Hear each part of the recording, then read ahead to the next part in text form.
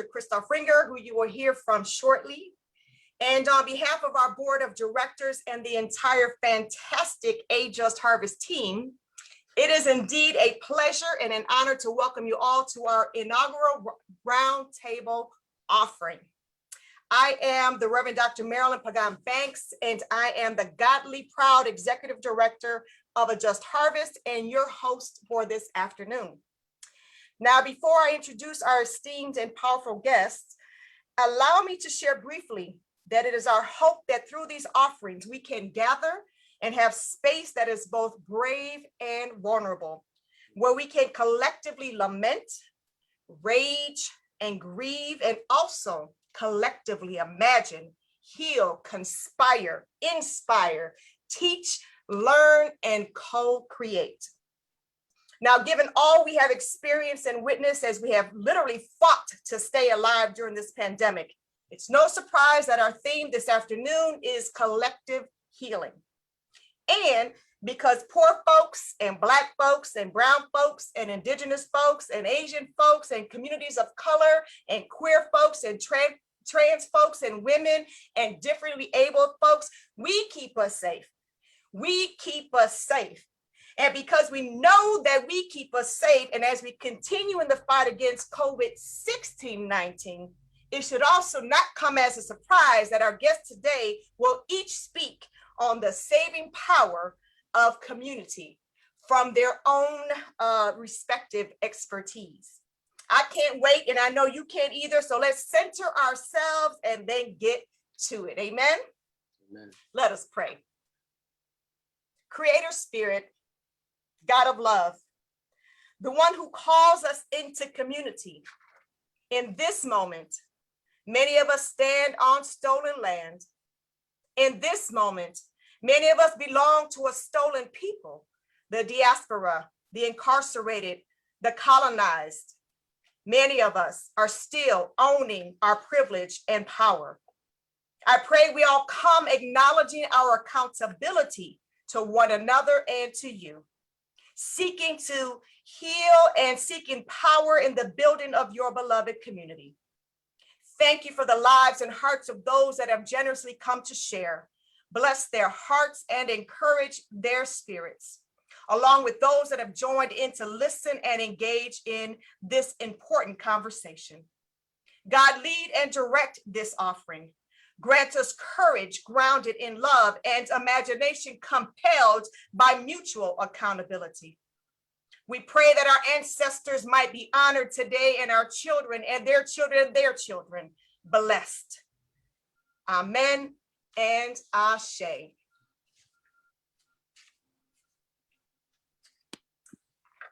It is with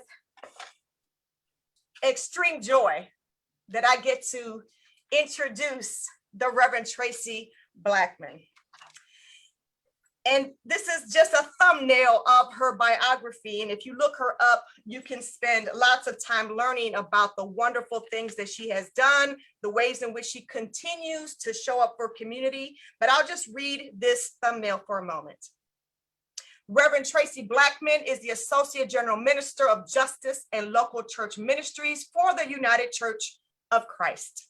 As a featured voice on many local, national, and international platforms, Reverend Blackman's life work focuses on communal resistance to systemic injustice through the redemptive power of love. I've witnessed this. Reverend Blackman's religious practice is rooted in principled discipleship, lived out through congregational and community engagement. Her response in Ferguson to the killing of Michael Brown resulted in national and international recognition, gaining her many audiences spanning the breadth of the White House to the Carter Center to the Vatican. Her work is now featured in several documentaries and print publications. Appointed to the Ferguson Commission by Governor Jay Nixon and to the President's Advisory Council on Faith-Based Neighborhood Partnerships for the White House by President Barack Obama, Reverend Blackman is a recipient of the NAACP Rosa Parks Award, the Urban League of St. Louis Woman in Leadership Award, and the National Planned Parenthood Faith Leader Award, just to name a few. She is listed as one of Ebony Magazine's Power 100 in 2015, the St. Louis American Citizen of the Year in 2017, and one of the 15 faith leaders to watch in 2020 by the Center for American Progress. Reverend Blackman is a graduate of leadership St. Louis and is listed as one of St. Louis's 100 most influential voices. She is a member of the Alpha Kappa Alpha Sorority Incorporated and was inducted into the 33rd Martin Luther King Jr. Board of Preachers of Morehouse College. Reverend Blackman is both proud and grateful to have served as pastor to both Simpson Chapel, African Methodist Episcopal Church, and Christ the King United Church of Christ. She received a Bachelor of Science in Nursing from Birmingham Southern College, where she is now listed among distinguished alumni, a Master of Divinity degree and an honorary doctorate from Eden Theological Seminary. She serves on the board of the Samuel DeWitt Proctor Conference. Reverend Blackman currently resides in St. Louis, Missouri, and is the proud mother of 3 adult children, Courtney Devon, Harold II, and Tyler Wayne Blackman. One of her favorite quotes, "I speak from the chorus of lions, and we are many."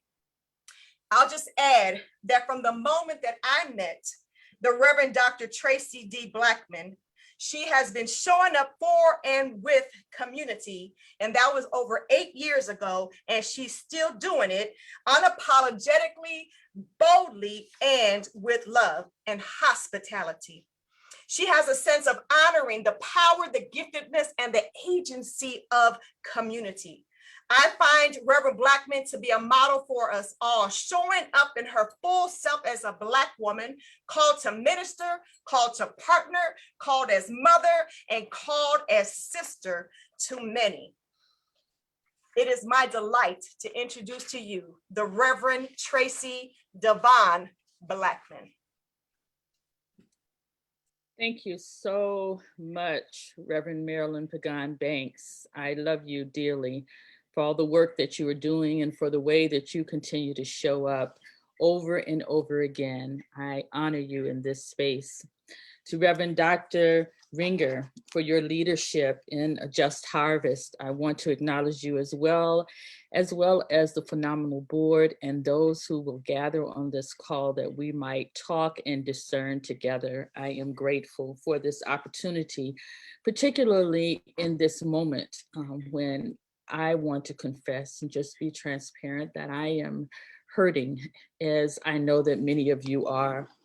So when Marilyn offered this opportunity to speak, first I want to honor this space, A Just Harvest, for the healing work that you are doing every day, not just in your feeding ministry, but in your seeing of people, in your offering of opportunities for people to write their own story, to tell their own story, to hold their own story. I honor that and name this and claim this as sacred space. I thought I would take this time that I have before we gather as a panel to outline for you some of the reasons that I think that collective healing space is needed. Just some writings that I had been doing and want to share with you from the depth of myself and hope in some way it might stimulate something in you.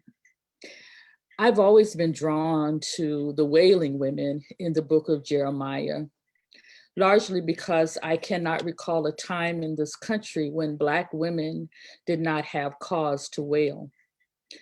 During the time of the prophet Jeremiah, the people of Judah were twice invaded and physically dismembered, culturally destabilized. Many were carried into exile in Babylon, where they remained for 70 years. They were there long enough to birth generations who had never known freedom except through the telling of their stories. It was hard. This was war, and they were traumatized. Collective trauma is spiritual, psychological, and physical stress experienced by a group of people or an entire community. People experience challenges differently and have unique responses to trauma.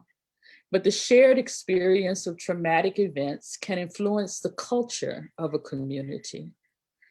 Over the course of their 70 years of Babylonian exile, there was much death, alienation, and loss. Some chose to self-medicate through assimilation.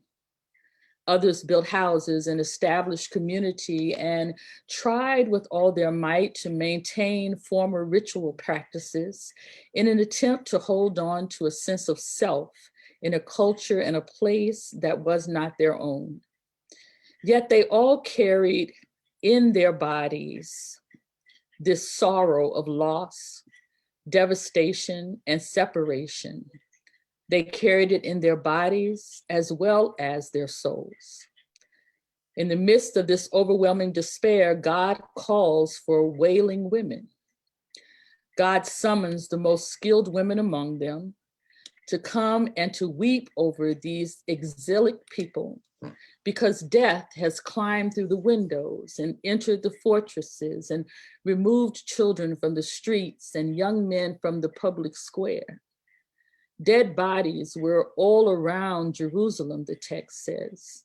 And these skilled mourners, these wailing women, were needed to sound the alarm until the people's eyes overflowed with tears and they wept over the devastation that had come. Feminist Hebrew scholar Juliana Klassen suggests this call by God to wailing women serves as a symbol of survival to a people traumatized by the tragedy that had befallen them. To be clear, such state-sanctioned violence against the other is not limited to antiquity or the borders of Jerusalem. The wail of such women reverberates through time, from ancient Babylon to the foot of the cross at Calvary, to the bowels of slave ships, to the hush harbors of the antebellum South, to the basement of 16th Street Baptist Church in my hometown of Birmingham, to the clearing in Canfield Green Apartments in Ferguson, Missouri, and in too many places to name in between. Today, Black women answer this sacred call by crying out with loud voices from the many places Black skin is demonized all over this world, from South Africa to the southern borders to South Central LA. Whiteness is systemically weaponized against the freedom of Black people and the necessary liberation, not just of Black people, but the liberation of us all. The deep guttural sound of Black wailing women emanates from the depth of our inner being and rises in our throats, giving voice to the inconsolable anguish of the many who mourn. The Blackness of the women, my friends, is relevant in this narrative because the wailing of Black women is a spiritual kenosis that transcends time and space. We mourn for our children whose lives are too often deemed as disposable by people and instructions rooted in the false and dehumanizing culture of white supremacy. We mourn for the deleterious effect of internalized racism within our communities that causes far too many of us to self-harm and to see ourselves and those around us through the distorted lens of the white gaze. We mourn for dreams that die and innocence lost because of the asphyxiating effects of institutionalized white dominance. This collective trauma may manifest itself as shock, extreme grief, or denial, and leave communities trapped in the emotional impact, often accompanied in our bodies by profound anxiety and numbing grief. Our stories are not the same, yet our sorrows are similarly infused with the poisonous venom of racism, weaponized to support the sustainability of an owning class. When Black women wail, we are reminded that this is not God's intention toward us. Coretta Scott King is quoted as saying, "Women If the soul of the nation is to be saved, I believe that you must become the soul. Black women wail for the soul of this nation. The power of wailing women goes far beyond necessary lament. Wailing in the midst of death and loss is an act of resistance.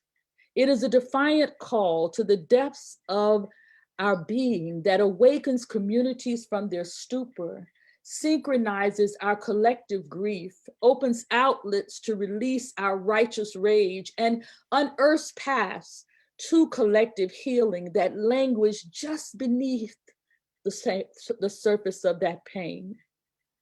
In many ways that matter, the wailing of Black women is a spiritual organizing tool used to call us back to ourselves, refusing the disassociation of our Black bodies from the soul force that dwells within.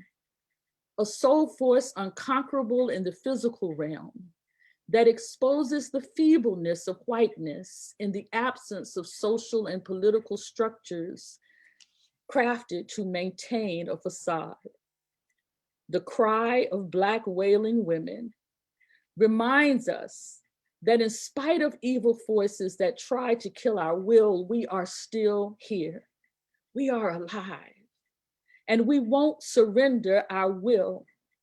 As the wailing women of Judah remind us, as the wails of our ancestors whose songs we still sing remind us, and as poet Lucille Clifton reminds us, every day something has tried to kill us and has failed. Black wailing women are life-carrying spirits whose empathic nature equips them to feel and share the grief of those around them. It is their grief as well. These are women seasoned by the trials of life who understand the pain of loss and the strangulation of hopes and dreams. They are skilled in public lament, summoning attention to who and what has been lost. I bring this forth today, my friends, because this past year has been challenging. The COVID-19 pandemic has not only stolen our sense of routine and ritual, but so many people have suffered tremendous loss. Nearly 600,000 people in this country alone, and we are not alone. So we should count the 2.5 million globally who have died from COVID in the last 14 months. Too many names to hashtag or to print in the news media or to sing a song or raise a protest of injustice about. Too many names to remember each one individually as they should be remembered. Too many names. Over the last 14 months, we have lost more people to this deadly virus in the United States than we lost in World War I, World War II, and the Vietnam War combined. In addition, the anger and the sorrow from years of racial inequity once again spilled into our streets and our cities and boiled over into heated protests that was necessary across this country.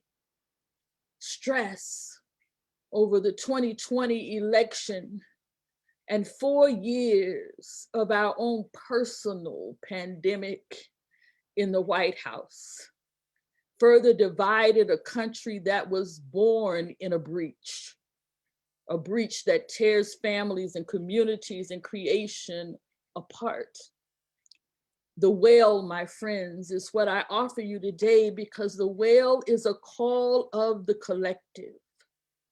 It is a call of arms that says we will refuse to be defined and dismissed and described by those who glaze and graze upon our brilliance from afar. I remember in Ferguson, there were many things that made the news and there were many things that did not. And I offer you just one example of the power of this wail that did not make the news. You see, after Michael Brown was killed and young people marched from the streets of Canfield Green Apartments to the police department with ever going home and began to sit in the streets. And after clergy came later than that and joined them in that space and began this journey of 369 days where we would cry out for justice. After and in between that, there was work going on that was not camera worthy. Work of seeing and work of healing. And on that very first day, women called other women together. Women led by a drummer gathered in the green space of Canfield Green Apartments, just feet away from where Michael Brown's body had just been removed, and simply asked the drummer to begin to drum. And as KB began to drum, first curtains began to part, doors began to open, and women without any verbal invitation came to follow the sound of that drum into a clearing where we wailed together, where we recognized the depth of our despair, not solely for Michael Brown, but for all of our children, many who had died that year. Michael Brown was 169 to die in St. Louis that year. And because of the systems and the way we are set up, we even decide who is worthy of our collective mourning and who is not. And so if we are to move towards healing, it is incumbent upon those Black wailing women and those who hear the call to respond in ways that are familiar in our culture, this dialogical dance between the call and the response, the call of the wail being the alarm that we are under attack, that we are in danger, that all hands must be on deck, and that yet we have not been conquered. That call demands a response from the community that cannot come from the outside, that must come from the inside, that begins with the seeing of one another's humanity and one another's divinity in that space where we hurt, speaking life in our words and in our ways, that we might move towards healing. Amen and Ashe.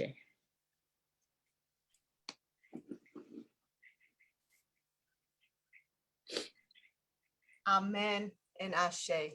Thank you so much, Pastor. Thank you so much.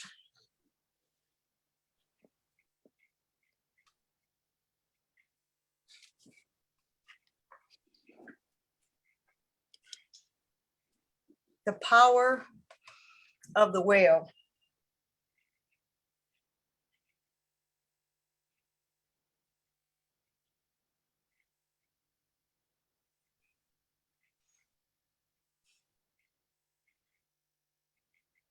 Amen. And it definitely is going to come from the community. So thank you for that reminder and for setting that foundation for this conversation with your heart, with your brilliance, and with your experience and your stories. They're real, and that's what we need. Alderwoman Maria Haddon is going to moderate our conversation, and I am so grateful. She originally is from Columbus, Ohio, and moved to the Rogers Park neighborhood when she first arrived in Chicago in 2004. Like many, Maria chose Rogers Park because of the diverse and welcoming community, its proximity to the lake, its culture, and its affordability. Alderwoman Haddon has found a community in the 49th Ward through her activism and engagement with her neighbors. And when the housing bubble burst, she organized her neighbors to save their homes. She's a founding board member of the Participatory Budgeting Project, where she led participatory budgeting processes in Chicago and across the country to build community power through the democratic process and to ensure all voices are engaged and represented in the public decision-making process. Before being elected to serve as Alderwoman of the 49th Ward, she founded and served as the executive director of the national nonprofit, Our City, Our Voice. This nonprofit worked across the country to redesign democracy for more empowered and equitable participation. She serves on the board of directors for Vocal, a nonprofit organization focused on advancing social equity by building an educated and engaged public. Maria is the first openly LGBT woman of color on the city council, as well as one of the first Black alder persons to serve the north side of the city.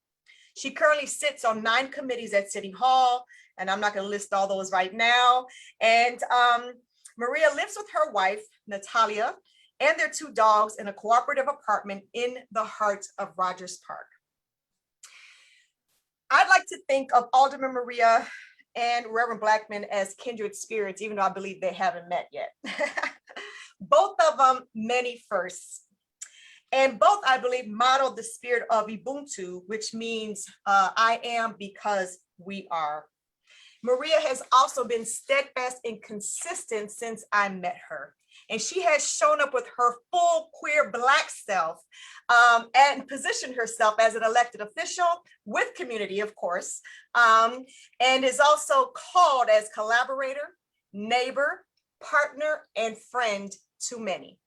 She's not afraid of a little tension, and she's always willing to make sure she's listening to community as she is leading with community. Alderwoman Maria Haddon. Thank you so much, Reverend Marilyn. That's a lovely introduction. So sweet. You made me smile. Not for the first time today, but I'm honored to be here.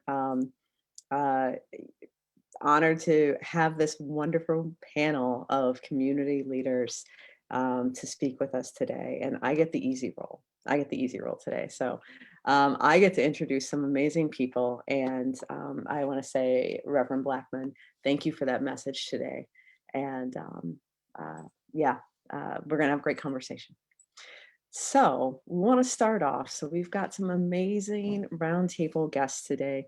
And we're going to go one by one and hear them introduce themselves, but also in your intro, share with us, right, your framing and in your role, right, of the importance of community healing, how it shows in your work. So first off, we've got Roberto Perez. So Roberto is a chef, musician, and researcher of Afro-Caribbean traditions, one of the founding members of the acclaimed Afro-Puerto Rican music group Bomba con Bulla, and the co-founder of educational culinary initiative Urban Pilon.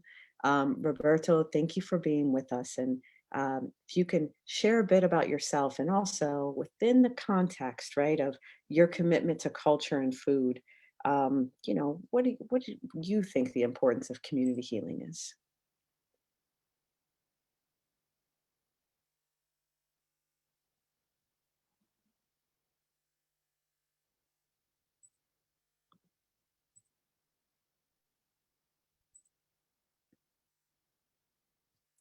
And I am seeing that I think we might be missing Roberto. And so I'm going to move on to our next guest here. And if you guys just give me a heads up when Roberto is back with us. So next up, we've got Caleb DeBerry. So Caleb is a senior at Northside College Prep and serves as a board member at A Just Harvest, as well as the executive director of Vote 16 Illinois, an organization dedicated to lowering the voting age to 16 in local elections. I've had the personal privilege of being in space with Caleb, and Caleb, you're such a wonderful community leader. and wondering if you'd like to share a few minutes and a few thoughts about the role of community healing from your perspective.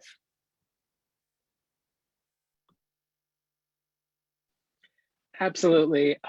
Thank you, Maria, for that wonderful introduction. One of my favorite roles actually was not one you mentioned. I used to intern in your office, which I look upon that fondly.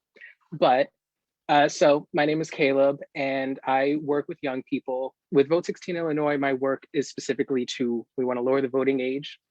My belief is that as young people, we should have a voice in what we believe in. And so we want that voice at the ballot box.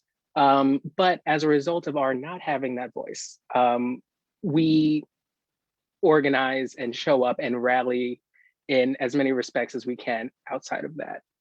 And so I think we've seen in recent years and months that the young people are really leading the voices of our movements.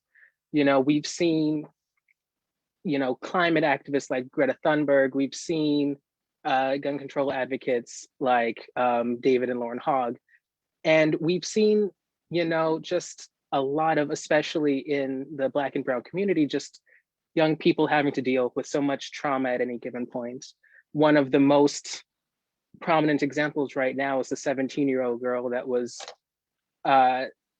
recorded the video of the death of George Floyd and was brought in as a witness in that terrible case. And so we've had to learn at this point to fight and advocate for ourselves. In terms of community healing, a lot of that has to do with attacking the main roots of the problems that we face. And so, at least in my work, I generally act to try to provide that space of trying to get people to, work on the issues that matter to them. I am just a big advocate for youth voice in general. And so one of my favorite things that I've seen recently was the Darnell Frazier, yes. One of my favorite things, at least recently, was the Cops Out CPS movement. Personally, and just to see a lot of other young people out there, I think my high school was one of the first that had their LSC vote to remove school resource officers, police officers from school buildings.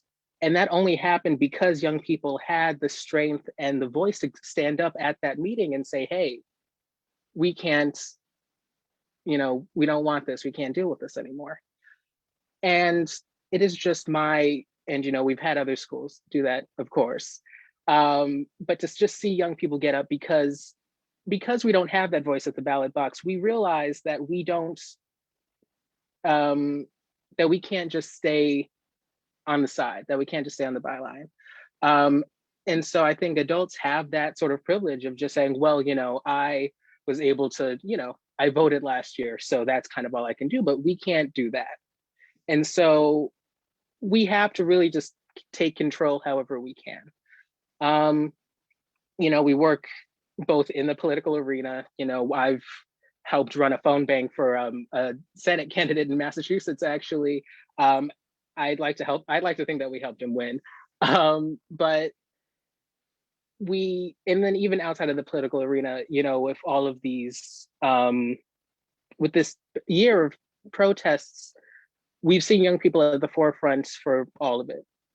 And my role is really just to make sure that the young people are listened to and that we can get together and create that unification, that sense of community to fight for what we believe in and to make sure that it actually happens. Just as a quick side note, I want to thank you all for being here, and also thank you for giving me this opportunity to be here and speak on this. It's really a privilege to be surrounded by so many wonderful people and to be able to be here in conversation. So thank you all.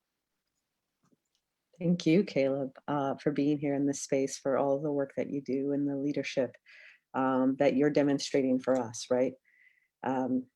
Roberto, you're back. And so sorry to not notice that you got kicked off. I gave you a wonderful introduction. It was amazing, by the Oh, I way. didn't even It was an hear amazing introduction. it.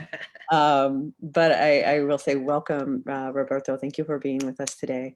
And from your perspective, right? So you've got this commitment to culture and to food.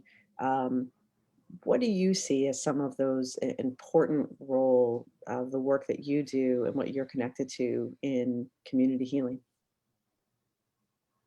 Thank you, Ms. Haddon. Thank you. I feel so honored to be here with such great guests, such a great panel of brilliant talent. Thank you, Pastora Marilyn, as we know you, for the invitation to a collective of healing and food justice. And so um, I'd like to share a little bit about my testimony as far as why I got involved with food justice, and it really hit home and was really personal. About 11 years ago, I was trying to do the right thing and working out, and I was taking a workout supplement, which really hurt my body. Ended up hurting my liver. It swelled up the ducts of my liver, and I lost function. And so I went to the doctor who thought I had cirrhosis of, who thought I developed cirrhosis of the liver through drinking. But it was basically because of a workout supplement that I was taking that really affected my body. At that point, I really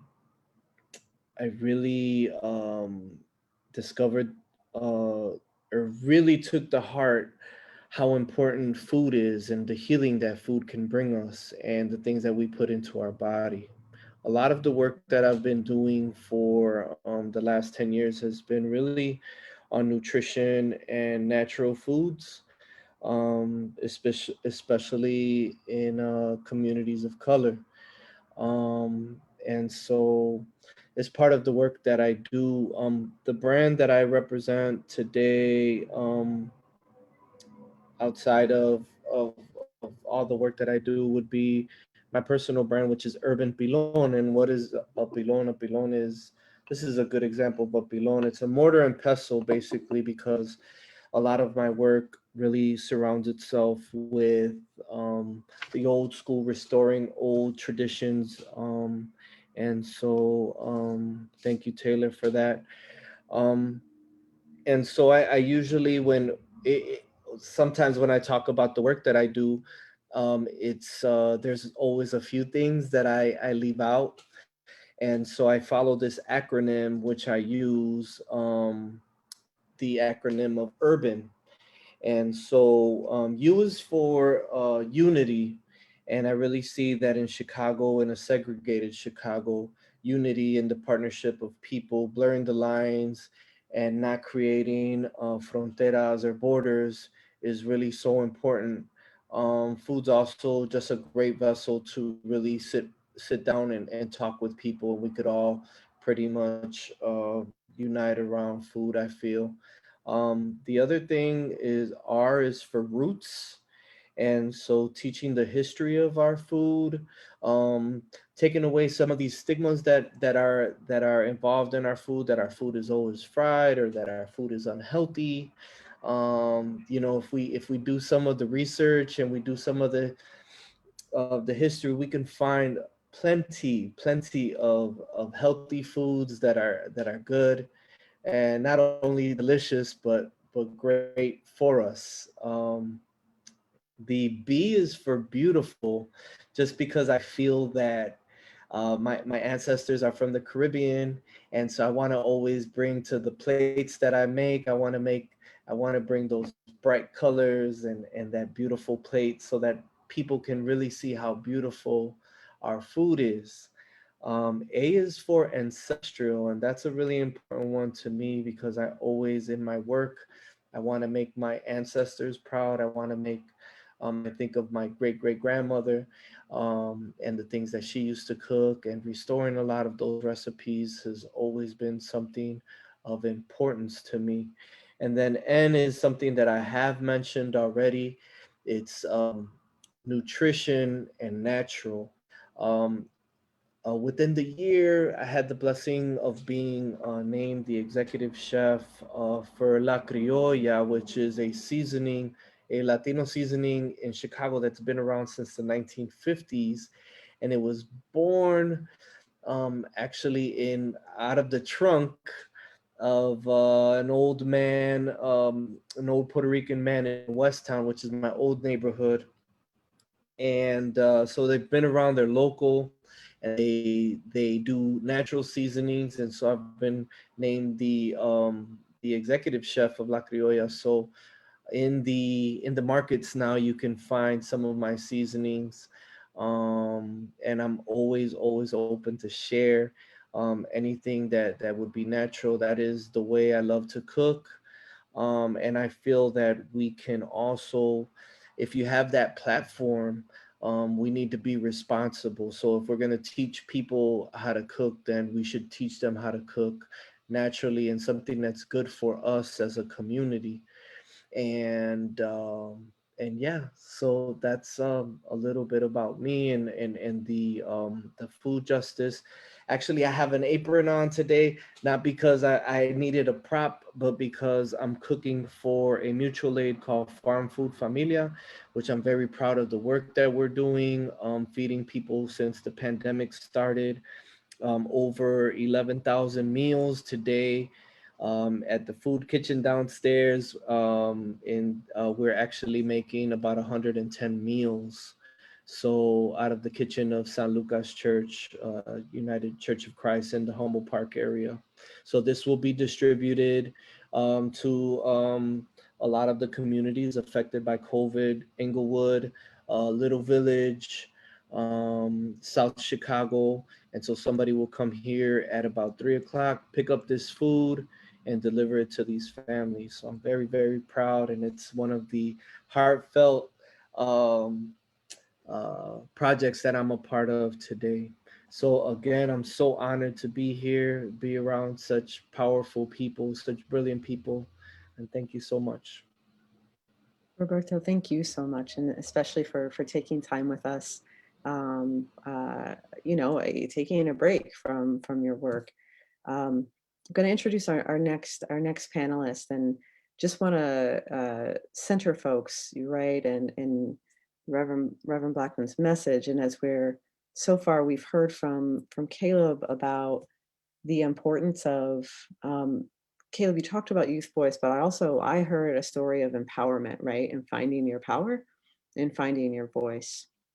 And Roberto, really, how we nourish ourselves, right? What we put in our bodies, what access we have to that. And what I heard you share, Roberto, was not just about culture and food and ancestry, but also in health, and another rooted piece in power and access. And our next speaker is Reverend Dr. Danielle J. Bujuro. And so excited to have you here today. Dr. Bujuro is a CPE supervisor, advocate, Aurora South Suburban, Trinity and Christ Hospitals. Is also very passionate about issues of race, gender, and sexuality, and is the author of Spiritual Care in the Age of Black Lives Matter, examining the spiritual and prophetic needs of African Americans living in a violent America. Danielle, thank you for being with us. Your work it really centers on healing and therapy. So I'm going to end it there and just, what can you share with us about community healing, especially as it relates to our communities? Thank you so much for the invitation to be here. I want to thank Pastor Tracy Blackman for this awe-inspiring word. I was sending offerings through my iPad screen. Thank you. Two things. One, as a CP supervisor, my role is to train chaplain interns and chaplain residents on how to provide spiritual care to persons in the hospital setting. And in the last 5 years, I've become passionate around What does it mean to care for our brothers and sisters in community? Meaning there's so much spiritual care, pastoral care, chaplaincy needed in communities where we serve, because certainly people are hurting, and there are sick people and hurting people that reside in our communities, not just inside of hospital rooms and in hospital beds. And so there are two particular dynamics that I've been passionate about training chaplains on, and that's this emphasis on social needs. We have been taught in many of our denominations since our upbringing, that if I'm a chaplain, my job is just to pray for you.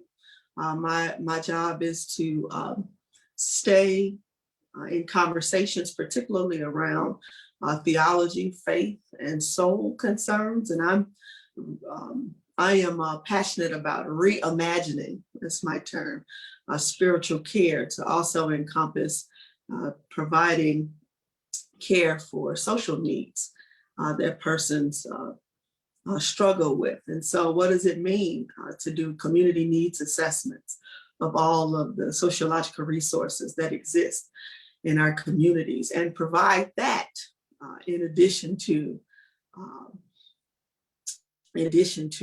conversations around soul and faith and spirituality?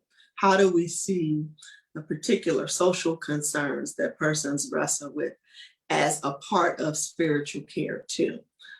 This is, in my mind, a holistic way of providing care. And the second dynamic or component that I think is important to highlight in spiritual care is meeting the emotional needs of persons. There is new research by a brilliant and phenomenal psychologist by the name of Monica Williams, who suggests that there is new research showing that racism contributes to persons having PTSD, anxiety, depression, and other forms of mental illness. And so when we talk about spiritual care and how to be chaplains and how to journey with people, we must also take into consideration providing psychological first aid and mental health first aid. And so I am a proponent also of not only striving to care for the sociological needs of persons, but also caring for persons' emotional state. And so I earnestly believe that we must expand our view, our mindset of spiritual care to encompass these two particular dynamics. Thank you. Thank you. Thank you for being here. And I've been taking notes here, and I've got this the half of an equation here from you of like kind of social concerns, and also looking at the emotional concerns and the spiritual concerns, and I guess really looking at the holistic approach. I think that is very, I guess I'd say, super insightful. As so much of the different ways that we live, I feel like is we're kind of taught to compartmentalize, right? Like we live in worlds where we're separating all those things all the time and trying to address one thing or the other, and addressing it holistically isn't always the way we're allowed, encouraged, or supported in doing. So I really appreciate that. And I know that you have to leave us soon. And so before we move on to our next panelist, I also wanted to see if you've got a question, right, for Reverend Blackman, right? So within this context.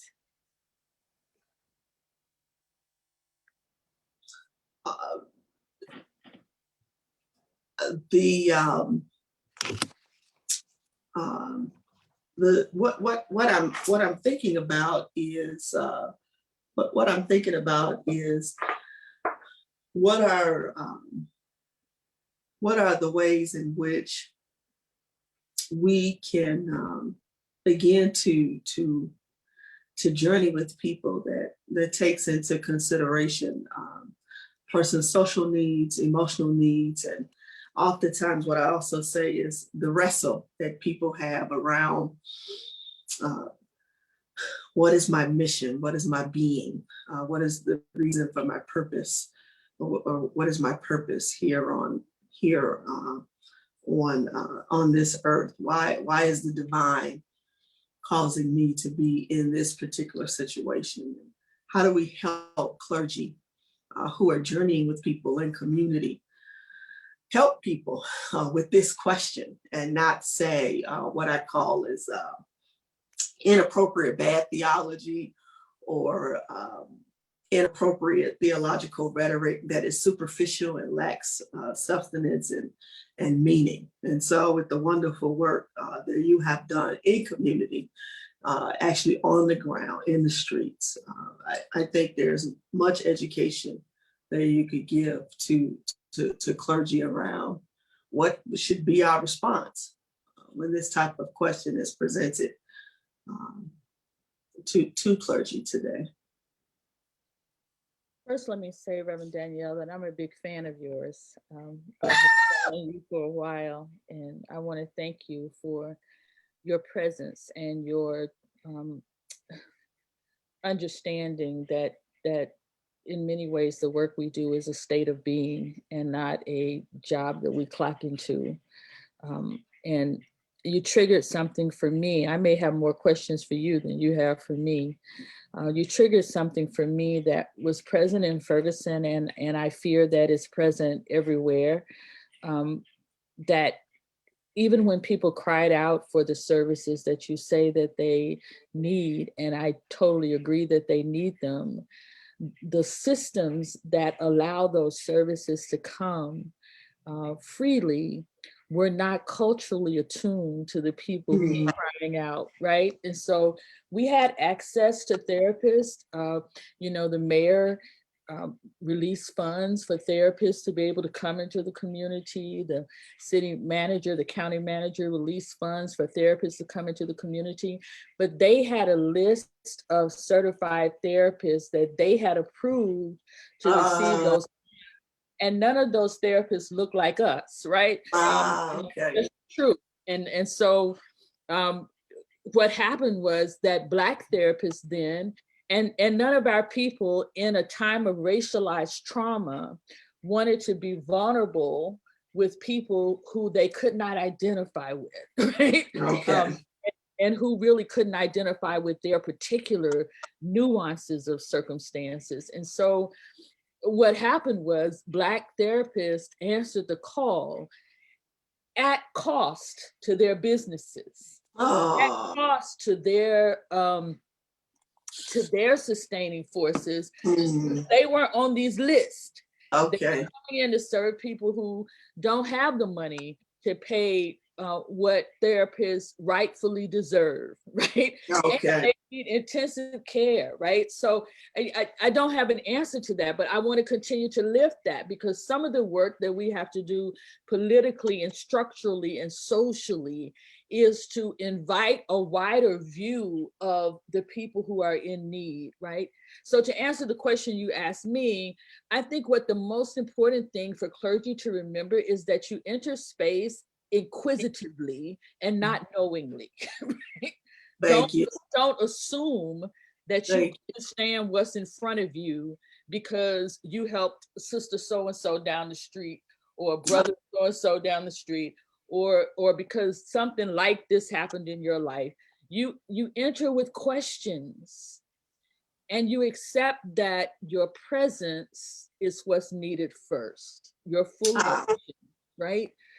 And I imagine that I never got to be a chaplain. The bar was too high, I'm gonna tell you the truth. But I'm not true. Not true. PPE and all of this. No, not true. But the principles of chaplaincy, I think, are there for that you come into a space and you allow people to tell you what they need and who they are and how they want to be addressed, even how they want to be seen. The most healing work in Ferguson and beyond, in other places I have been, is the just being with people and seeing.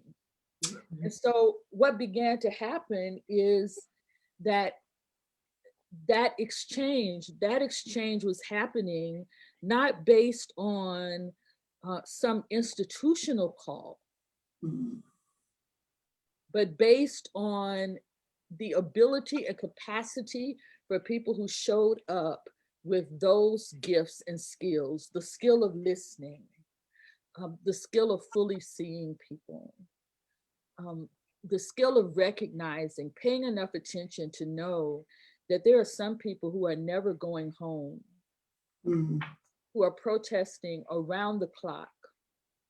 And not Mhm. because their desire to protest is disingenuous, it is not, but it is also layered by perhaps there is no home. Okay. Perhaps there, all of these things you find out by listening. And so I think what it taught me is that people decide who is pastoral and who is not. And it is Mhm. not based on a title. People decide who has healing abilities and who does not. And it is not based on credentials. It's based on one's ability to set all of that aside and see the divinity in the other and honor it and acknowledge it, and offer what you can, even if what you can seems insufficient, to offer Mhm. with no strings attached. And to recognize that you're not offering it from outside of the pain, but from inside of the pain. That was the blessing of, it's why I'm stuck on these wailing women, right? Mhm.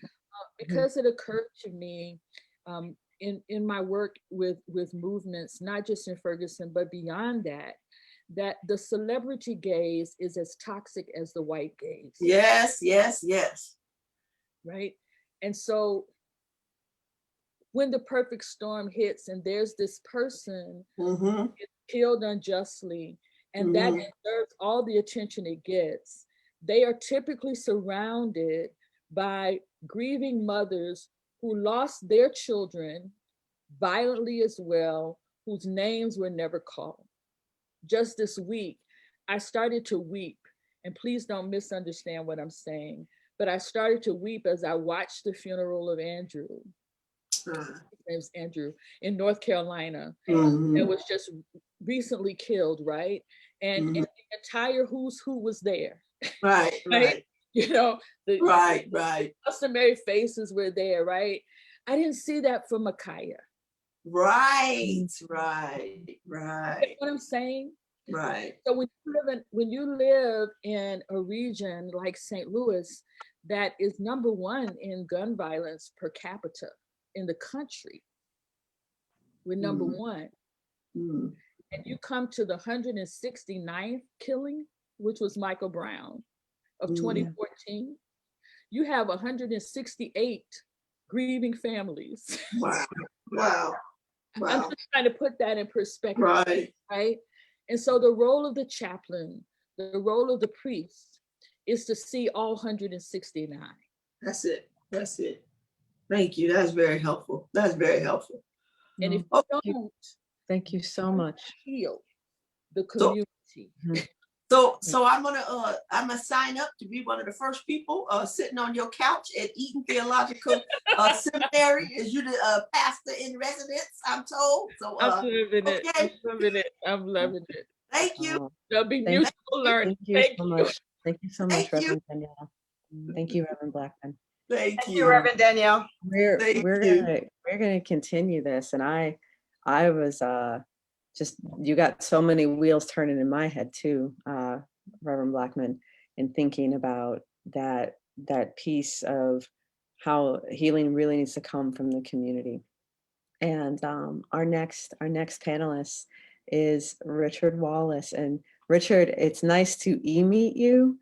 I have read about you before, and this is the closest to an in-person meeting that I think we've come. But Richard's an artist and an organizer, founder of Equity and Transformation, or EAT. His work focuses on organizing Black informal workers to confront anti-Black racism in the US and abroad. I'll say in my connection, Richard is a vocal alum, And Richard, it's nice to have you here today, and love to hear from your vast experiences here. You've got a lot of intersecting experiences. What are you working on with community healing? This has been a panel of panels to be on. I lost everything I was going to say in that last exchange. So my mother is a reverend, Reverend Doris Green, and she ministered behind the prison walls in Stateville Correctional Facility for a number of years, Stateville, Dixon, Menard. So she used to take me with her to Dixon, Stateville, Menard. And I used to see so much wisdom back there that couldn't be freed. And it was like like literally the tool that was necessary to heal our community in that moment was incarcerated and in bondage. I would go back there and I had the privilege, and I know that's maybe a weird way of saying, but I had the privilege of being back behind the prison walls and learning from those brothers all my life. Even there was even moments where I was incarcerated and I was writing letters to them incarcerated and they were trying to get me. So who brought me into this movement are formerly incarcerated people. People like Benny Lee, people like my father, Mike Smith, who sat and who died in Dixon in 2011. Folks that I think, like the Shorty Freemans and what we would write off as gang leaders, not understanding the true history of gang formations in the state of Illinois and in the city of Chicago. That would tell me clearly, if we would have known what we know now, we would have never allowed X to happen. Right. And so there was wisdom in that. And I think that what we see in our community in Chicago now is a continuation of that extraction of those people or those bodies from the lives of Black people in that era. Right. And so we have another generation of youth who are here and they're hurting, right, and they're traumatized. And I really do appreciate you lifting up the 169, I believe you said in Ferguson that year, and it reminds me of the 700 or so murders that happened in 2020, and that although and how 79% of those murders were Black people, and that under any other circumstance that is somewhat that would be considered a national emergency. It's 600 if 79% of a particular population was killed, or 75% of the people 79% of the people that were killed were of a particular demographic, it would be a state of emergency, and it's just brushed off as the norm. And so I'm the founder of an organization called Equity and Transformation, also known as EAT. And our mission is to build social and economic equity for Black informal workers. These are folks that are boxed out of the formal economy. These are the Anthony Browns. These are the Eric Garners. These are the Alton Sterlings. These are the commercial sex workers. These are the folks that are boxed out of the economy due to ableism, sexism, transphobia, homophobia, and the mark of a background, right? There's over 1,800 collateral consequences to incarceration, meaning the moment you come home, there are 1,800 doors that are closed that were once open. And so, I think the fundamental question that we are trying to answer is, what does it mean to be boxed out of the formal economy due to your background? What does it actually mean? What does it produce? Specifically in a capitalist country. And I have to name that, right? In a capitalist country, meaning that your ability to provide subsistence or to get food, water, and shelter is dependent on your ability to exchange your labor for a wage. This is not a barter and trade society, unfortunately. I guess there's some ways to look at it, right? But this is a wage-based economy. And so what does it mean to deem an entire generation of people ineligible to labor? And then what are they left to do as an alternative to ensure their subsistence and their survival? These are the questions that, I think we wrestle with as an organization. And I think that for us, we landed on informality or the informal economy essentially because there was no intervention to really discuss Black informality, right? There was a number of interventions that talked about unemployment and workforce development and this, that, and the other. And almost every single one of the interventions that I saw were identifying the inability of our population and the ability for us we needed more training and more skills development in order to be efficient laborers. And I was like, that's unique because there was one moment in history where we had full access to employment, and that was during slavery, right? And so where did it's not as if we don't have an inability. We have lack of access. And so we began to build out, equity and transformation. And so just to, the role of community healing, I think, well, as the questions were going off, I was writing notes trying to figure out what part how can I add value to this conversation? And for You me, and I think both, healing. Richard. Hmm? Said you and me both. Yeah. So for me, it's like healing comes after diagnosing the problem, right? You don't go to a doctor and they just be like, what is there's like one recipe for healing? Like, it's like, no, what's wrong with you, right? What are your symptoms, right? And so for me, the way I look at the symptoms are unemployment, the racial wealth gap, state-sanctioned violence, mass incarceration, patriarchal violence, drug addiction. The list just goes on. Those are the symptoms. But what is the core problem? And the core problem in my and I think in our analysis is anti-Black racism and anti-Black capitalism. It is about there's a need for us, I think, in this moment to turn inward in an effort to better understand the impact of 500 plus years of constant dehumanization and cultural colonization under U.S. capitalism. And so for me, that's where, I begin to assess the problem, right? Like 500 years. So you go from 3/5 of a human being to mass incarceration and prison labor, right? And for me, and for our members, they have easier access to employment incarcerated than they do here, making 89 cents a day, right? And so it has less to do for them with what that is about the ability for them to extract as much surplus as they possibly can from your labor. And they can do a better job at that with you incarcerated than they can do at home. And so the equation makes sense for the folks that are making the most money off of it, right? And then the solutions ultimately, there's a book by Ibrahim Kende called How to Be an Anti-Racist, which talks about the inverse of racist policy being anti-racist policy. And the inverse of discrimination is more discrimination, right? And so that is discrimination, right? It is that you have to then create programs for the people and the populations that you harmed intentionally and focus on those populations, right? And so I think that in the state of Illinois and in the city of Chicago, there has to be that demand and that, to get to healing. And I will say from my own personal story, right? Like I came into this work and I needed healing before I got here, right? There was drug addiction, there was incarceration, there were all of these different things, and I couldn't help nobody until I got healed, right? And so it took treatment centers, it took shelters, it took all of those places to get me there. But even after that, I was still alienated, right? I didn't have access to labor. And the difference between me and the folks that came up out of St. Charles with me is that my mother was Reverend Doris Green. And she had access to a job for me when I was ready to turn and pivot. And for so many young brothers, they didn't have that Reverend Green in their life, or they didn't have that person in their life. They couldn't get access to employment. So I had a bit of privilege, right? And so,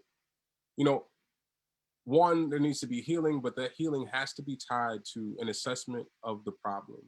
And that problem is not them. It's not the individual. It's not, you don't have an inadequacy.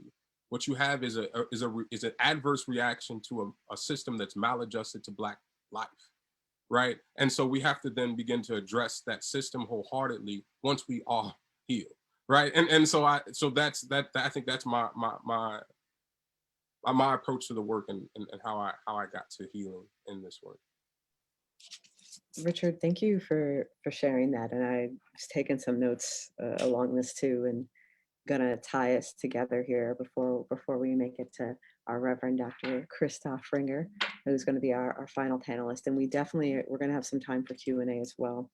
But again, right, we kind of started with Reverend Blackman setting this whole frame for us, right, of, the fact that real healing comes from the community, about the power of the whale. And really, one of the things I jotted down was the fact that this demands a response from the inside.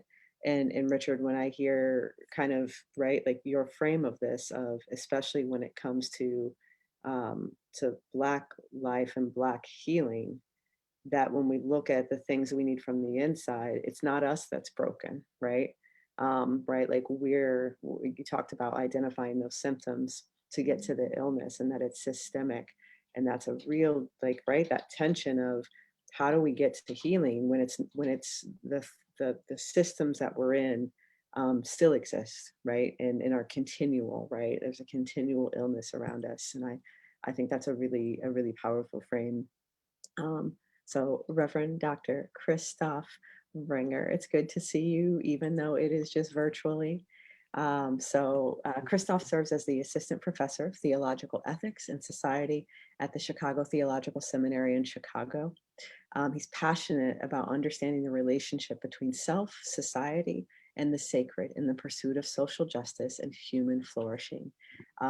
You are the perfect final speaker on our panel here, and thank you for being with us today. Thank you so much for this invitation. I guess what I'd like to say regarding the importance of community, I am privileged to be able to participate in the formation of future leaders as part of my role at the seminary. And part of what I hope I am imparting in some small sense is that community is the place where our humanity is recognized, it is affirmed, and our lives have value because we exist, right? For no other reason. Our lives have value because we are here. And community, for me, is that bedrock institution, right? Where people can actually experience that. It's the means through which we can live meaningful lives. And just a few other kind of points. I think the importance of community is that we need a space where we can actually experience and learn that not every relationship is transactional. Right? Richard touched on this. Part of what it means to be in a capitalist society is that every relationship is commodified, right? It's seen with a certain kind of suspicion. In community, we can actually experience relationships in their depth and breadth. Right? We learn what justice means, what mercy means, what grace means, right? And so community is a foundational means by which we make a claim on reality. Community is the way in which we affirm the truth of our existence. Right? What I mean by that is, you know, when we see these trials, right, of these police officers, yes, it's triggering, but it's also something else. It is an assault, right, on our truth, right? Each one of these trials is trying to get us to believe that we didn't see what we saw, right? That we're not experiencing what we're experiencing in our communities, right? So it's not just a police officer that is on trial. The truth of our existence is on trial. And in community, as Reverend Tracy Blackman said, we affirm the names that don't become hashtags.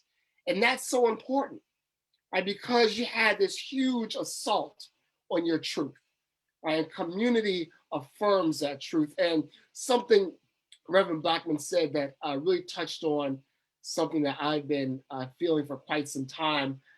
I've been feeling that the number of community spaces where there is intergenerational love and respect across generational differences seems to be shrinking. And I think that's a concern, because how do you address intergenerational trauma if you don't have intergenerational communities, right, that can be in relationship? Right? And so I think that's critical. And this idea of God calling skilled mourners, women who know the way, women who have been there before us. Part of what we receive in community is wisdom. Right? How do you deal with all that we're facing? How do you learn from those who have gone before you? So community as a source of wisdom, all of those things contribute to a collective healing for me.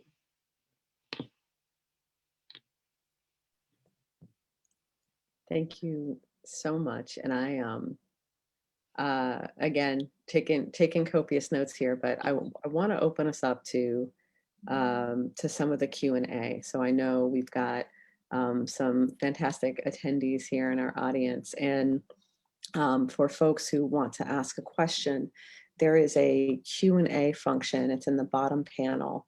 So while folks maybe put their questions in there, I wanted to start us off with, and you'll pardon me because of course, I'm going to use my own frame, right? As I'm coming at this, and I can't help but think about with the different roles that we play, and with this idea that, you know, healing's got to come from community, like demands have to come from inside us, from inside our space. And then, you know, I know Reverend Danielle's gone, but really thinking about that holistic frame, you know, what are, and this is for anyone, what are some of the things that you think we could be doing differently? And Christoph, this goes to, right, you're highlighting the message from Reverend Blackman too, about kind of the experienced mourners. Like, I reflect on how we keep experiencing all this trauma over and over again, and it's sometimes it's really numbing too, right? So is there a role, as we think about that, for how we have to continually, I don't know, like remind ourselves or pinch ourselves or wake ourselves up to kind of the trauma? But what are some folks' thoughts on how we bridge that holistic piece with this coming from community, when we know that there are all these other interventions, right? I'm in government, right? Coming from the government side, coming from nonprofit side. Just some of the thoughts of, you know, in this moment, what does that look like for you going forward?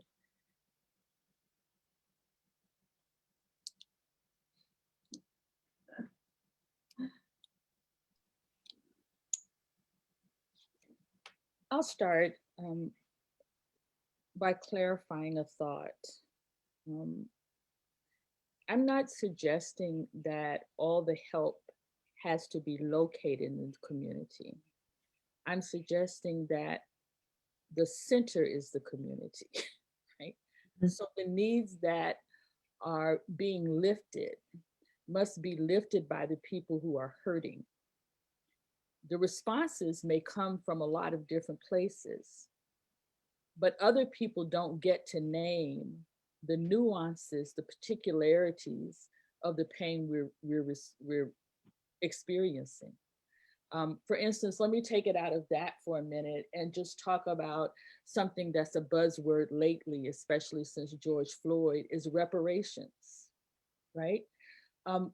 I appreciate the efforts of places like Georgetown, and I serve a predominantly white denomination. I appreciate the efforts of churches who have historically built their institutions on endowed funds of people who got those funds from the free labor of Black folk, right? But your offerings of reparation cannot be exclusive of my contributions of what I need. Right? I'm saying the same thing of community. Mm-hmm. Government, it does not work for government to impose upon people. I'm really triggered by what Richard was talking about, right? He's naming that the systems that are put in place to make a transition from incarceration to being free are inadequate.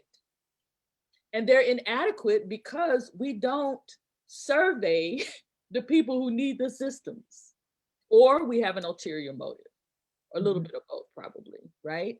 And so I'm not at all saying there are some things that can only be done in community, but there are resources that are owed to the community that come from the outside, and you don't get to tell us what those are and how we need them. If you're really coming to help, then you're coming to listen, and you're coming to use your authority to help manifest what it is we're telling you you need. A perfect example, and I'll be quiet, is when I was talking about mental health care. I'm telling you that we need culturally competent mental health care. You're telling me that people are certified, licensed, whatever they have to be, and therefore they can serve anybody. And I'm telling you they can't. You know, so you have to value, you have to not just pay attention to the pain, you have to value the wisdom that may come in ways that are not colonized, ways that are not white. You have to acknowledge that that has as much value, that education does not just come from institutions, and that people are the best resources for you understanding what people need. I want to add to that if possible, and thank you so much for lifting up the frame that where we, okay, so we just got done with a long campaign that we supported, the Just Harvest was part of it, the Breathe Act, and the what is now called the Safety Act and the criminal justice reform work. And I was happy, but I was sad, right? There has to, what I'm really seeing is a ripening of a decades-long demand for reparations. Specifically, regardless of what frame or that you come to this work or you land in this work from, whatever social organization, whatever, there is a debt that is owed to our people. And we will not be right-sized in this place until that debt is paid, right? And it's not just, I think when people think reparations, they just think it's a check. It's not. The UN defined reparations as a guarantee of non-repetition. How do we ensure that this will never happen again? They define it as restitution for harm done, like what does it mean to restore? They define it as rehabilitation. And there's a component that says compensation, right? It's not just, people just think it's a check. Like, no. In Rwanda, it was much more than that. In the United States, it was much more than that. In the United States, has given out reparations before. But when it comes to Black reparations and speaking about slavery, right, then it's always like, pause, we'll think about this later. But until we get those reparations, right, like for me, it's just like, we did the cannabis equity fight, and I'll say this and I'm gonna shut up, right? The cannabis equity fight, which was like a very important piece. Our demand was reparations for the war on drugs. And through it, we got a host of provisions that really created what we thought was an equitable or an equitable footing for folks that were marginalized, right? And in reality, it still wasn't enough. We're talking about West Garfield Park residents where the average per capita income is $12,000 a year. You're talking about Austin, Inglewood, where all the per capita income there is nearly $20,000 below the average per capita income in Illinois. You're talking about one of the highest rates of unemployment, right? And and one of the through lines for me that has to be magnified is that young African-American men aged 17 to 24 have one of the highest rates of unemployment in the city of Chicago. That same population has the highest rate of gun violence. So the perpetrators offenders of gun violence, African Americans aged 17 to 24, African American men. The folks who die from guns is the same exact population. There's a through line between economic starvation and gun violence, right? So if we can address the economic starvation, we can expand the life expectancy of young Black folks, period, right? But the idea is that we just continue to move out of this into this, like, there's like this curiosity amongst, I think, a lot of our liberal colleagues into, we hear the demand for reparations, but let us think about what it is that you need, right? And then what they develop is an alternative, right, to reparations that calls for deeper dependence on the state, right? This is like Section 8, public housing, et cetera, et cetera. And then what happens is that for years of those programs existing is that we are dependent on the state, right, for perpetuity, right? Because the other components were never met, right? And then forced displacement occurs, right? Over 300,000 Black folks have left the city of Chicago proper, or have been pushed out of the city proper because of the closing of public housing, right? What happened when they destroyed Cabrini, right? What happened when they destroyed Rockwell Gardens? What happened to these people, right? And so they were displaced out of the city proper, right? Then you get vast gentrification. And so it is a process. And I think for us is that we will save ourselves, give us what you owe us, right? And so that, like, is no longer just like, we don't need your thought process on it. We need what you owe us, and we will do the thinking, right? And I do believe that we are already, and if you look at, we wrote a survival economies report on Black informality, whatnot. And so if you look at our communities, we have created a whole host of really brilliant alternatives for childcare, for ride sharing, for everything. And so I do believe the genius is in, to Reverend Christopher's point, it is in the community. And so I'm gonna shut up there, but those are the things that I think for me is like, yes, we need reparations and we need hands off, right? Like, let us get it together. You know what I mean? We'll do it. I just want to point out as the host that we are at time, but we do want to allow some space for engagement if there are folks who have questions, and we do have some things we want to share. So for those who are able to stay for an extra few minutes, we appreciate it. We do try to honor and get things done on time, but this has just been such a rich conversation. So if you have to leave, I understand. We understand, but if you can stay for just a couple more minutes, we're going to just ask some more questions, leave space for you to ask questions, and then wrap up. Now pass it back over to the moderator. Thanks, Reverend Marilyn. I'm gonna pose another. Thank you, Roberto. I'll say not maybe necessarily a question, but maybe a prompt, and just kind of following the start of conversation from Reverend Blackman and Richard, and thinking, Caleb, I'm trying to direct this softly at you, but I experience frequently communities, whether they be geographic communities, racial communities, economic communities, or demographic communities like youth, right? And telling people loud and clear what they think, what they want, and what they need, right? So communities expressing their ideas and the solutions that they're posing is never the problem, right? Kind of to the point that I think Reverend Blackman and Richard, you shared.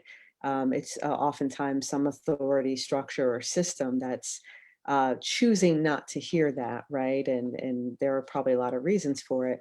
But I'm wondering, Caleb, if you want to speak to this, and Reverend Christoph, if you want to add to this as well, just from your perspective, is this something you've experienced? And also, what kind of differences, changes do you think could affect that dynamic? Well, first off, thank you for that question. I think as a microcosm, at the very least, just as a quick example, and this is only tangentially similar to governmental structures, but it operates the same way. I'm going to just talk very briefly about my student council. My freshman year, I was elected as my freshman class representative. And functionally, the council existed as whatever the seniors wanted to do, basically no other input. They had a controlling majority on the council, so they can kind of just do whatever, and the rest of us are like there to learn, basically, or just kind of there to listen, or there to kind of excuse whatever happens. I think everything passed with a unanimous vote. There was really no discussion on anything. The president would just say, I want to get this thing done, and we'd all just be like, all right, sure. Now, fast forward to senior year, I'm currently the student council president.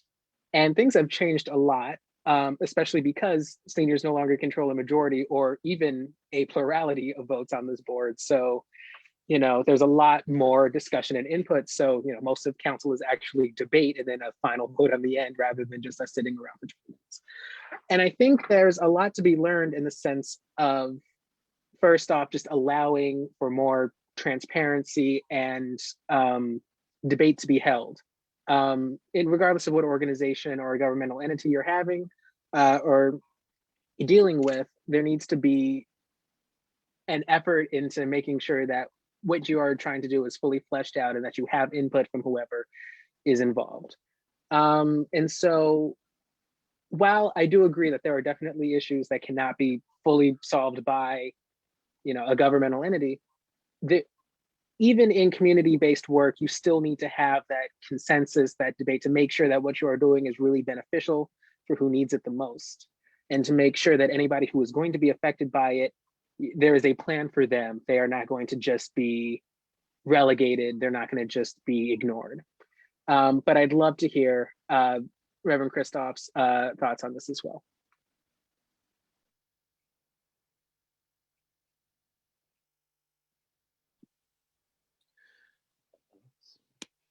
I would just echo the idea that, well, first let me say, community can be messy, right?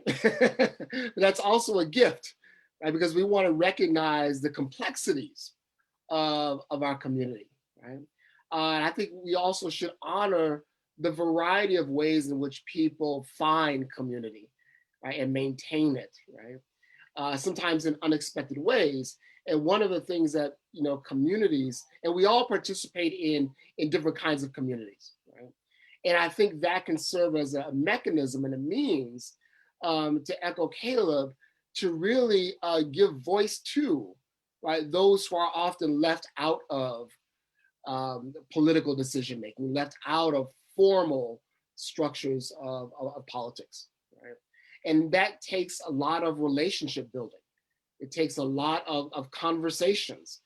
I believe it was Reverend Blackman who said, the work that's not on camera, right? And I think there is so much of that that is critical for getting, just like getting, that's not the word I want to use, organizing the power to be able to demand, right, and to receive what it is that we need. Yeah, I appreciate that. Hearing the the necessity for transparency, and in both what you had to say, I also heard kind of in between the lines, that requires space, right? Requires space, requires time, and requires some kind of, Caleb, to your point on consensus, some kind of agreed process. I always find it interesting, and this gets to some of Richard's comments, but Reverend Blackman, yours too. Maybe just that tension we have to on kind of the formal and informal, right? The kind of certified or licensed, right? The approved system or process, and then what is created by community out of need, out of local experience, and out of demand, and how sometimes those are at odds. And I would say, in some of those cases, maybe it's because what's been grown from that community and what's been kind of devised or innovated, is often a direct threat, right, to that approved or certified system. And that tension is something I think we all live with, and I've heard in all of our panelists' comments today. I want to offer maybe the last closing comment or question to Reverend Blackman. So you opened us up and really rooted us today, and wondering if you have any final comments or thoughts to share with us. Well, No pressure. right. I really wanted to really talk about the pain and the crisis that we face, and our spiritual response to that, which for me, the wail is one of the ways we respond spiritually. Knowing that the people on this panel have expertise and touch points on ways that we move from that call to the response of healing, which happens in a multitude of ways that we've heard here. And I'm leaving this moment really with research I want to do and questions I have. I'm listening to what Dr. Ringer is talking about the power of community and how that's needed, and this intergenerational piece that seems to be fading away in some ways, right? And this question of how do you keep from repeating the past if you don't keep a connection to the past, even as you're moving forward, is what I hear you saying, Dr. Ringer, and connecting that with some of the powerful things that Richard has left me thinking about in my own interactions with people who have been incarcerated. In a conversation I was having just yesterday, that about someone who in St. Louis, his name is Josh Williams, who became the sacrificial lamb for the uprising in Ferguson, the only person to ever do any time. He was 18 years old, and when he was convicted of insurrection. And you know what he did? He lit the paper inside a trash can at a Quick Trip outside on fire. The fire was put out while it was still contained in the trash can. And he received 8 years in prison for that. He's still incarcerated. He will do all 8 years with no parole. And I watch in this country, people literally break into the Capitol and go home.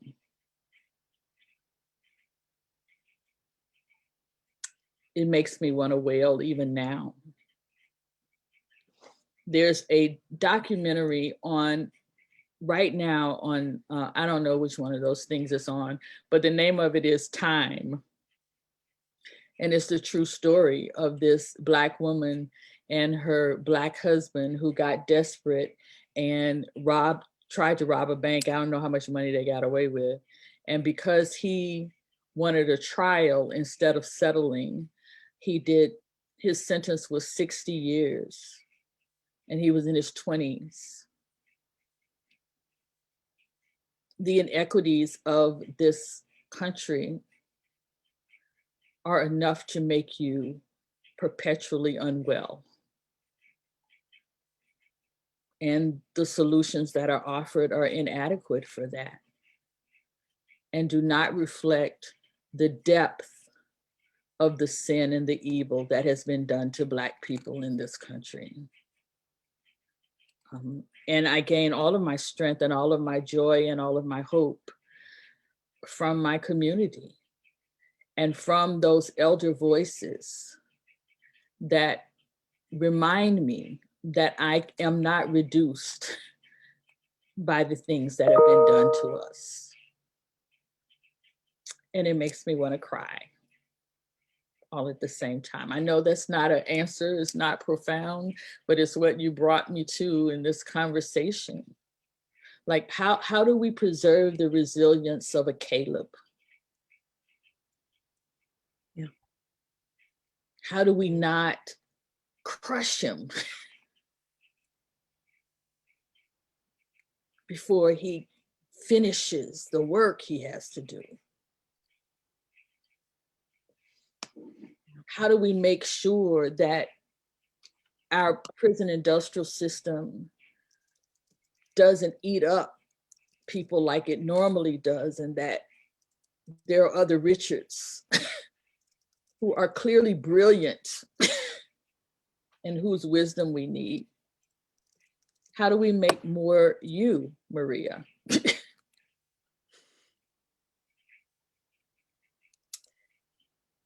I'm hopeful, but I'm sad. And I really appreciate you sharing those words, those thoughts, and those feelings.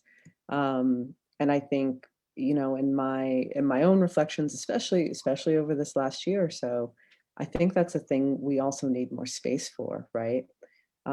It's okay to be sad, and it's okay to be worried, and it is perfectly acceptable and necessary for us to be able to express and feel and share those feelings, and then have a space with people in community, right, where we can be honest about those feelings.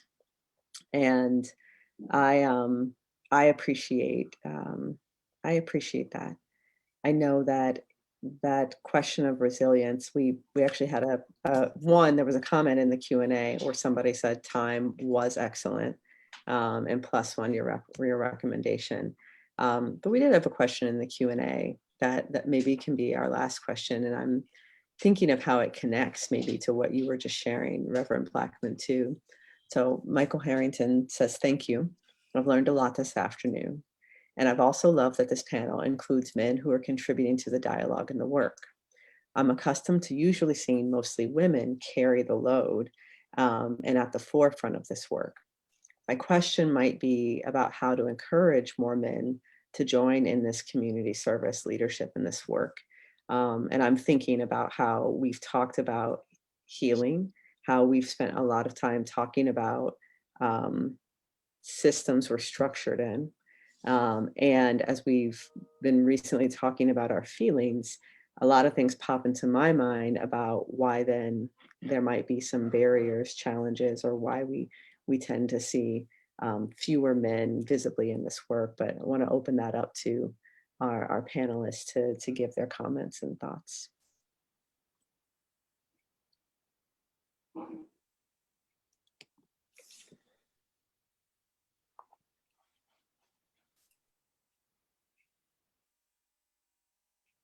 I have comments and thoughts, but I don't want to go first. So I will go ahead. I will listen. Just a few thoughts. When I served as a pastor, there was always this question of how do you get more men kind of active, not only in the church, but also in the community. I think one is to be more imaginative, right? In what what it means to be a man, right? But also in churches, a lot of men felt, well, if I don't preach and I don't deacon, what am I supposed to be doing? Right? So what is my role, right? So how can we be more imaginative, right? When it comes to men engaging in really what is forms of care, right? That community activism is a form of care. But also too, and I think this is something that Richard touched on, I'm not sure if he's still with us, but spaces for men to heal, right? From all of the ways in which we have been shaped and formed that are not healthy. To use a familiar term, that are quite frankly toxic. How do we create those spaces? So I think those are just some things that we can think about. And then two, just briefly, this is a particular moment which I think, speaking from kind of the clergy side of the aisle, I've described this moment as a moment where clergy need to earn trust in community, right? That we can't uncritically stand in for the community, right? We have to learn to be in relationship, learn to be in solidarity. And I think sometimes as men, that might mean us having different kinds of roles and showing up in different kinds of ways. And how do we begin to normalize that, right, in our communities? I'm going to add to what Dr. Ringer said. I think I wanted a male to speak to that first because, I can't speak as a man. I think that this too is a part of the toxicity in which we are living in.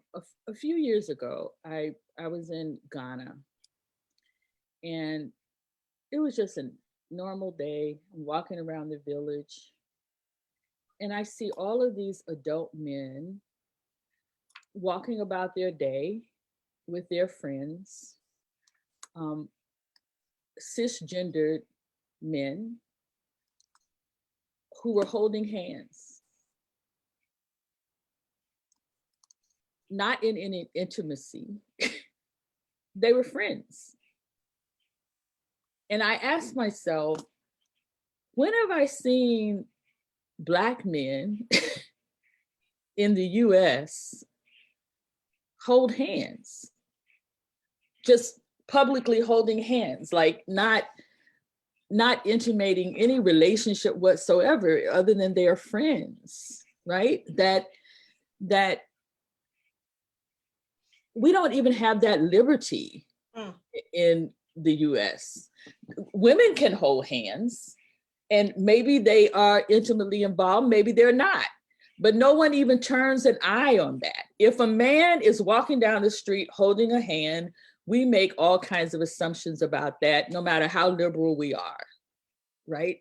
And so I lift that to say it's a reflection of the boxes that we have crafted around manhood,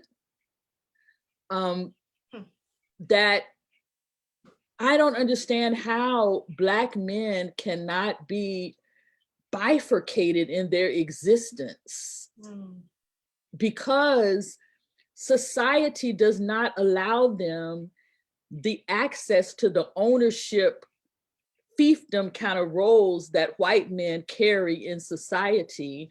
And the only place they've been able to get them is in the church. And now women are saying, you ain't coming here with that shit. I'm sorry, I'm on Zoom. You're not coming here with that mess. You know what I'm saying? And so it's work we have to do, because we don't live in a society where Black men can be vulnerable in that way. And so where does all of that, what do you do with that? Behind the scenes, Black men and Black women can work well together. But we are colonized into this thinking that when the cameras are rolling, when the stage is set, the Black man should be leading. That's nothing new. Even in the freedom movement of the 50s and the 60s, if you go back and look at the March on Washington, you say, well, where were the women besides Mahalia yelling, tell them about the dream? I got that, okay? But where was Diane Nash, who orchestrated so much of that movement? Where is Bernice Reagan Johnson? It's a problem, but it's a problem of colonization that we have owned as our own. And I don't know, I defer to Dr. Ringer about what you think about that, but that's, I think that's a part of it, that we have these boxes. I agree with you. I think part of how I've described this problem is, what does it mean to be a Black man if you can't be a race man, right? What does it mean to be a Black man if you can't occupy this certain kind of representational role, right? And so I think we do have a kind of challenge, right, to not only decolonize ourselves from that, but then to imagine something other, something very different. And in particular, in this particular moment, I've been noticing a kind of movement, if you will, among some Black men that looks like what we're seeing in terms of white male grievance, right? There are these currents in our community that Black men who are saying, wait a minute, somehow or another, they've become threatened, right, by women leadership. They've become threatened by womanists and Black feminists. And I'm saying, you're engaged in a nostalgia for something you actually never were, right? Now, nostalgia can be bad enough, but when you're pining for something we never actually had, as Reverend Blackman said, right, that you're in a really, it's a debilitating posture. Right? It's not the kind of posture that is going to be fruitful for our communities. And I don't have an answer, but I know that we just need more conversation and more creativity. Right? And I think Reverend Blackman said to get out of these boxes. I think you gave us a partial, if not an answer, a pathway, Dr. Ringer, in that it is not inherent in our culture to be this way. It is not, right? And so to redefine honor for ourselves, to redefine respect for ourselves, that makes space for this is to be another session you'll have to have, Marilyn, to make space for all the expressions of gender across the spectrum that don't necessarily end in these two binary bookends, right? That's Black church work. That's the deconstruction of a theology that says we have to be this particular way in order to be beloved by God. That is also connected in what we're talking about, right? So the theology we teach in many of our Black churches says that the Black man is right under God and everybody else is under that Black man. It's the church has work to do that's not in the streets, that's in the sanctuary. We must deconstruct a theology that suggests a God of chosenness. We have to do that work. And until we do it, we will be swimming in this. That's right. Amen. Yeah. I want to thank all of our panelists again. Thank you for being here. Thank you for this rich conversation. I feel like we could continue talking probably for another hour. I could keep coming up with questions, but I know we have to wrap. So I'm going to say thank you. It was an honor to be your moderator. And I'm going to pass the virtual mic back to Reverend Marilyn. Thank you so much, everyone, for being so generous with your time, with your heart, and with your experiences and stories. Especially Reverend Tracy Blackman, thank you for reminding us that sometimes we just have to sit in our pain, even as we have conversations, and that not every conversation is about, happy, joy, lucky kind of thing, but really struggling together, willing to hear one another and really begin to ask the questions we need to ask of one another as we continue the conversation. So thank you, thank you, thank you. This has been a blessing to me, and we still have 23 people waiting. And so thank you so much for your time. We apologize for running over. Now we know if we're gonna have such a wonderful, wonderful event lined up that we're gonna need 2 hours and not 90 minutes, or figure some things out. So thank you. We do have one announcement that we want to make, and Em is gonna play us out. Em, I want you to know we still got 23 attendees and the panelists, so you still have an audience. So I appreciate y'all who have hung in there. Blessings on your work, and blessings as we continue to do this work together. And again, thank you so much to our wonderful guests. Each and every one of you are amazing. And thank you, Reverend Tracy Blackman. And thank you, Maria. She was my last minute ask, and I appreciate her yes. Taylor. Yes, thank you so much, everybody. This was an incredible conversation just to behold. I do want to let folks know really fast before Em plays us out with their beautiful cello, that if you enjoyed this experience, we are trying to cultivate more stuff like this, as well as sustaining the work that we do every day to feed the community. And so I wanted to make everyone aware that you are cordially invited to our summer fundraiser.